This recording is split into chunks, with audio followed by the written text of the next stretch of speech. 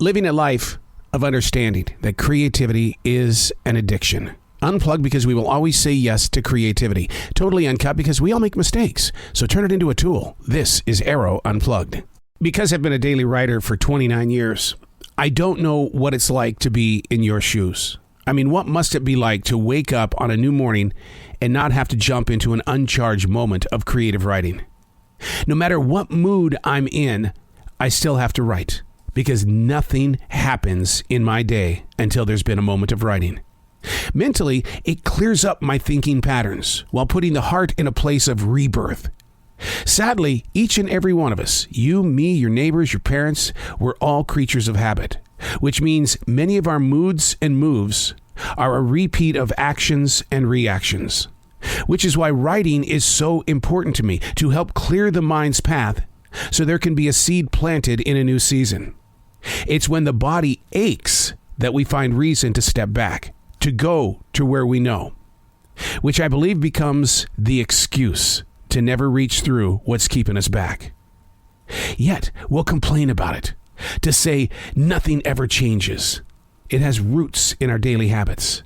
Prying those roots loose is another great reason to write. Yes, it's a chore. It's a challenge, but it's also a walk and way of life that gives you the opportunity to make a choice. Hey, it's Arroe. This is The Daily Mess, a chronological walk through an everyday world. I am that daily writer. No, I'm not always in the mood to put pen to paper. You got to be open and honest, and you got to be transparent with all other writers and explain that it doesn't just happen. It's an agreement with the inner core with the outside shell. It happens because you work together in harmony. I call it my jazz. This is The Daily Mess. I came across a quote this morning on television. When did having an open mind lead to anything good? Jim Belushi said it on his TV show. It's such an open-ended thought, especially when having a closed mind keeps a person away from newer adventures of personal growth. Of course, I had to do some research here, and it shows that open-mindedness is a positive character quality that enables us to think critically and rationally. We are less swayed by singular events, more resistant to suggestions and manipulations. Getting yourself on such a path requires awareness. We're all set in our own ways and protect those ways so that we don't have to change. I have a good friend who's walked away from her very, very successful career because the decision makers changed the times that they expected her to work. For 1 year, she kept an open mind. It's left her in a place of mental disconnection. Therefore, she's reimagining her life, accepting less for better hours and fewer business expectations. When did having an open mind lead to anything good? Each day that I step into, I want to have an open mind and a cleared heart. But I also find myself in places of reliving what I've already done.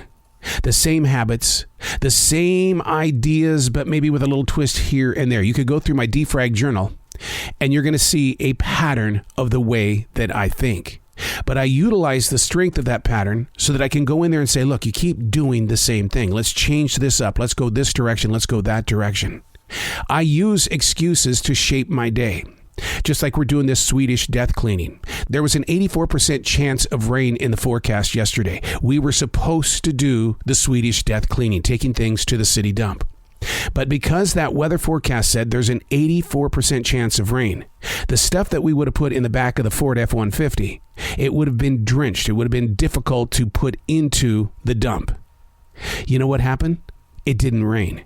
It was a beautiful 90-degree day.